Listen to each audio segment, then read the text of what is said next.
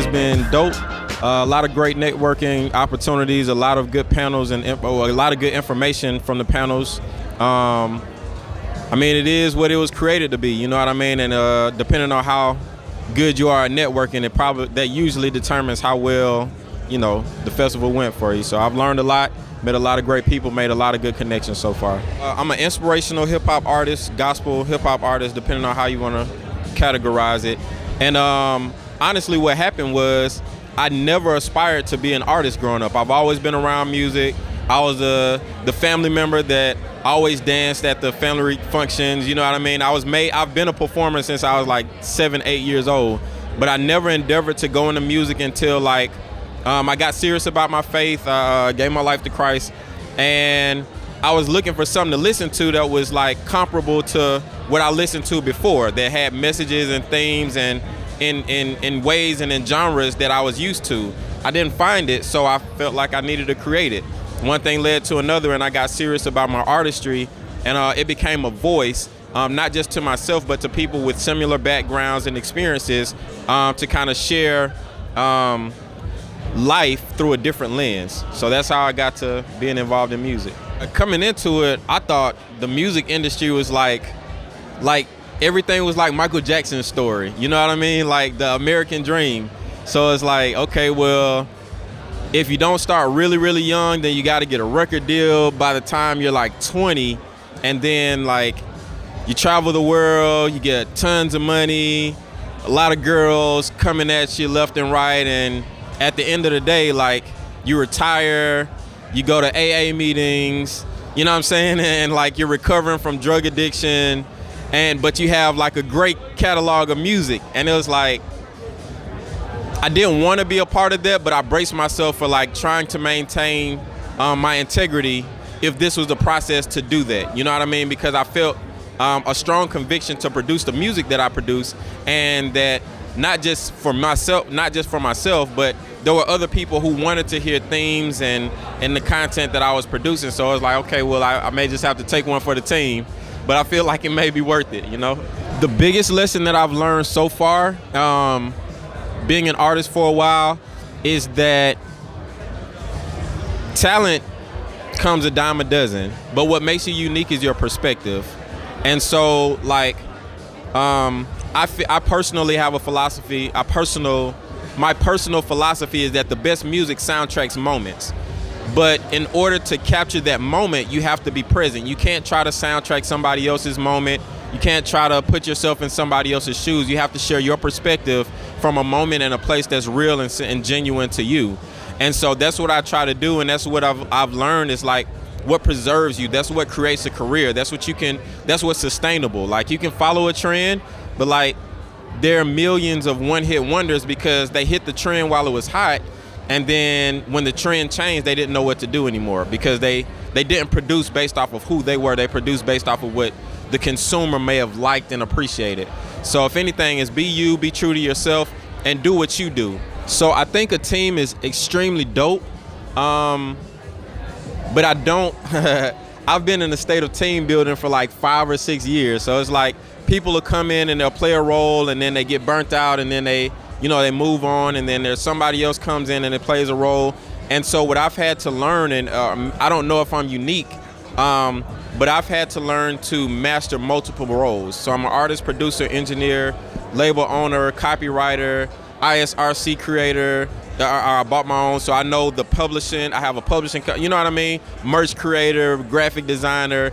Like I know all of those things, but what I've learned is that, granted, nobody makes it alone. Nobody can do it alone, but it makes it really easy. And I think for my style of leadership, to attract people who you can teach the standard to. If you don't know the standard, then you can't share it, if that makes sense. So the people who are around, the people who have lasted the longest, like maybe my wife or my brother or other people who like are major contributors and have outlasted some of the others who've come around and wanted to be a part of my vision and my mission and what I'm doing, is that I was able to communicate to them what I would like to be done with the brand that I have created.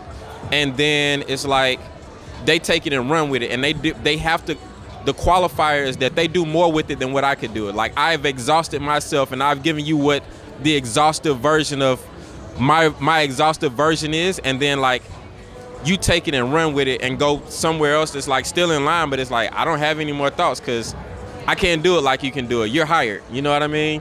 So I think when you get people like that around you, you start to make strides. Like, not to make it a super big deal, but like my wife has played an integral part because she's helped me to organize, to structure. She's even helped with self-esteem and confidence. Like, I performed in front of 20,000 people this past weekend for the first time. And I don't know if I would have folded before because now I have the self-confidence. I'm sure that like I am good enough. It does work. The content that I create is worth it. It is, you know what I mean, necessary. People want to hear what I have to say and what I think and how I feel. So I think like a team is definitely important, if not just for the skill set, for the moral support. You gotta have that.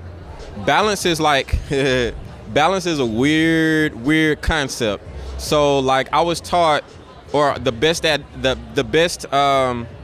concept of balance to me is like you pay attention to what's pulling at you most. When everything is important, you know what I mean? Like you have work responsibilities, you have family responsibilities, you may have academic responsibilities, you have goals in other arenas than music, and then you have music, and then it's not just the creative side, it's the business side. And when everything is important, everything demands your attention, then it's like, okay, you go where the need is. You pay attention to where the need is.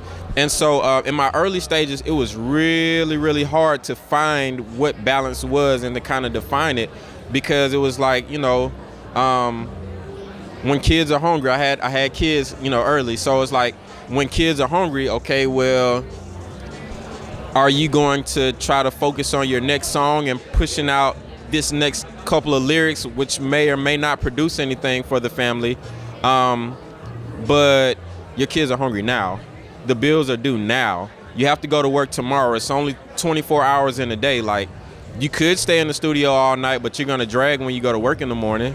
And then you're going to risk getting fired, which is the finances that is supporting your vision. And it's like, like, why can't I just snap my fingers and everything just work and somebody just put me in the studio and say, make songs? I heard that's not as glamorous as it looks either. But early on, like the way that I was able to facilitate it is through my faith, to be honest with you. Like, I always felt like there was a purpose and a plan and a mission for this all. And so like there was no accidents, there was no mistakes. Like I had to learn and start to believe that I'm not gonna miss anything. You know what I mean? Like there's this event going on here, there's this opportunity going on here, and like my life doesn't work out, or like, you know, maybe we're having a baby and it's like, but there's this show, man, you could perform, and it's like, this is more important. I can't recreate this opportunity. You know what I mean? And you have to choose. You're going to take some L's. But through my faith, I was able to realize, like, you're not missing anything. Whatever is for you and whatever is supposed to happen, it will. It'll come back around, and it'll be better than what you could have planned it to be in the first place. For any young artist that's looking to stand out in a million man or woman, a million artist genre, be you. There's only, like, it's billions of people in the world, but there's only one you. And so if there's only one you, there's only one person that can have the perspective and the experiences that you have. Share that. There's a group, a tribe that will be able to relate to your experience. Out of billions of people, like, somebody else has been through something similar. But if you don't tell your story, then nobody else can relate. Nobody else who's been through that can relate. So my biggest advice to young artists, budding artists, is to tell your story, to be you. You know what I mean? Like, that can't be duplicated. Nobody else has your fingerprints and nobody else has your story. So if you tell your story, the people who connect with you will find you, and they will support you, and they will, you know, gather around, and you guys can be like a big old support group. What I've found to be most successful when using social media is consistency. So obviously, you know, you want to have good quality content, but in a algorithm-driven digital age, out of sight is out of mind. So if you're constantly pumping out, even if you're recycling, I got that from Gary Vee, even if you're recycling content, like, the consistency, the flow, always being in their face means that people are always checking for you. People are always current. You can't even 2 minutes and something that you were interested in that was on your phone is gonna be like buried in a timeline in 2 minutes. Like tens of thousands of hundreds of thousands of people have put out more content, and so you get pushed down to the bottom and low because that was so 2 minutes ago, literally. And so it's like consistency, continuing to put out your story, to share your perspective and your views, and do it the way that you do it. Like whether it's being silly, whether it's being deep, whether it's being observant, like nobody else has your story. And so if you're constantly putting it out there, then people are constantly having an opportunity to create a deeper connection with you and what you do. So quantity over, I almost want to say over quality, but quantity and consistency is very, very important in social media. So I'll tell you a story. So a couple of years ago, I realized that I had no money, I was broke, and this industry functions based off of finances. All businesses function based off of finances, but I started to think like, okay, well, what did people do before they had money? They had relationships, they had a barter system. What you have of value to me, trade me what you have of value for what I have of value to you. And then we have a mutual exchange, and both of us are happy. Money is not necessary for that. Money is just come in as a tool of exchange when there's nothing else of value that you have to me. Give me money, because money, we don't want money. We want what the money can get for us, if we be honest about it. Like nobody's gonna die rich, like living on the street with like billions of dollars. Like they take that billions of dollars and they get the house, they get the car, they get the TV and all that kind of stuff.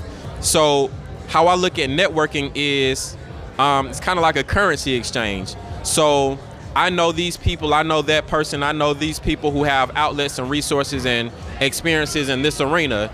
I can't do that, but I can share with you that info with somebody who can. And so, okay, well, you want to do music, you want an opportunity to share your story and share your content with other people. I have that.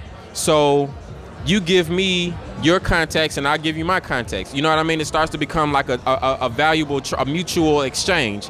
And so what I found with networking is like, to me, that's my most valuable asset. Like I don't have a budget right now, but at the same time, like I'm booked from now through like November, and it's because of relationships. It's because of my network. It's because of, people who I've connected with and I've been able to help, and I've been able to, I have a saying, service comes before success. Serve, even in a dictionary, serve always comes before success. So if you look for what kind of value you can bring to somebody else, typically they'll look for a kind of value that they can return as a favor. You know what I mean? So networking is extremely important, man. And if you can find what your unique value is and what you bring to the table, then somebody else will find more value in that than they'll find in the money and the capital, because the money will come. The money follows the vision. The money follows the, what you all produce together. But value is like, that's something that you can't buy. You know what I mean? Either you have it or you don't. Being an independent artist is like being an adult or being a grown-up. It's like getting out of mom and dad's house. Like, I pay for my own draws. I pay for my own food. When I'm hungry, I pay my own bills. I pay my own this, that, and the third. I have my own car. You can't tell me what to do. I can do what I want to.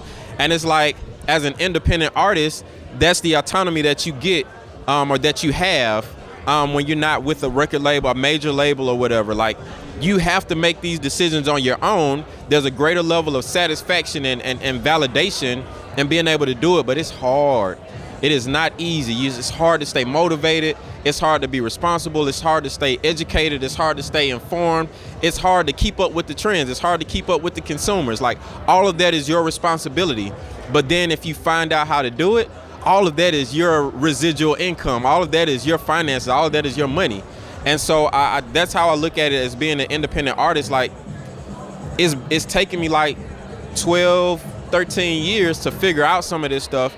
But like, people are building businesses based off of stuff that you could just spend a couple hours on YouTube, Google to find out. Like, copywriting is not rocket science. It's not rocket science. ISRC codes are not rocket science. Publishing is not rocket science.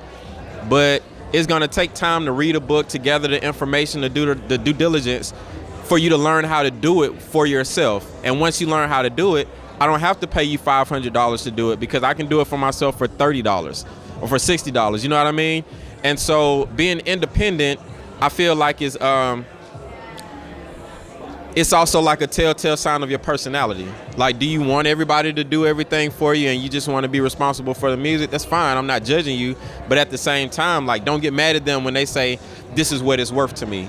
So if you get $100 that comes in because of this work that I did for you, I'm taking 60. I did the work. You didn't put it out there. You didn't market it. You don't know how.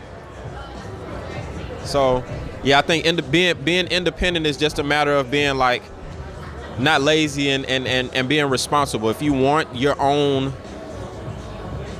it's directly related to how much of the return that you want. TuneCore is dope. I've been with TuneCore for probably like maybe like 10 years, 8 to 10 years or so. Like, I used to be a part of a group called TNT. Shout out to Toro Da Vinci. That's my brother, literally like my brother. But like from that transitioning to me being a solo artist in 2016, and TuneCore has always made it easy to get your music to the consumer. Like they've been like the retailer, you know what I mean? So like I create it, I take it to the resale, I wholesale it, I guess, for a percentage of the return, and then they retail it. They put it in all the stores, your iTunes, your Spotify, your Tidal, your Google Play, all that kind of stuff. So TuneCore has been paramount because I don't have those relationships. I don't even know who to talk to get my stuff in the Spotify playlist, let alone the Spotify store. So TuneCore has been like pivotal to my success, and I'm sure millions of other indie artists, their success. Like I follow Russ. One of my friends is like a DJ who's been down with him for a long time, and Russ like made the Forbes list. He's like number 10 on the Forbes list as an artist, like, but he's totally independent. I'm not saying it's the gospel truth, but he swears by TuneCore. You know what I mean? Like, they're responsible. They're the ones who put his music in the stores and collected the royalties. Sure, if I make 10 million, you're good for 2. You know what I mean? Because I couldn't do this alone, but at the same time, like, you guys are making, if I do all of the other work and you guys are just putting it out or retailing it, let's split it. You know what I mean? And I think we need TuneCores, because you start making music, it would take decades to create some of the relationships that you guys just have. You know what I mean? Like, that's part of that team. Like, they play an integral part of that team. You know what I mean? Even majors have it. You know what I mean? They're I don't think people think about that, but it's like most major labels are like 50, 60, 70, 80 years old. So those relationships that they have that make them major are 60, 70, 80 years old. You know what I mean? And so it's a pipeline that they've created. TuneCore allows the indie to have that pipeline. So, yeah. Thank you, TuneCore. I appreciate you. Do you? I feel like everybody was created with a unique perspective, as unique as your fingerprint. And if you're going to be an artist, share you. Don't share what somebody else is doing. Don't share somebody else's perspective or what you think is cool. Share you. That's coming from 2.0. And my name is like the upgraded version of me, a better version of myself. So I feel like, hey, everybody should be like a 2.0 version of themselves. Like, look to evolve, look to share who you are, look to share your unique perspectives. And as long as you do that, you're gonna win.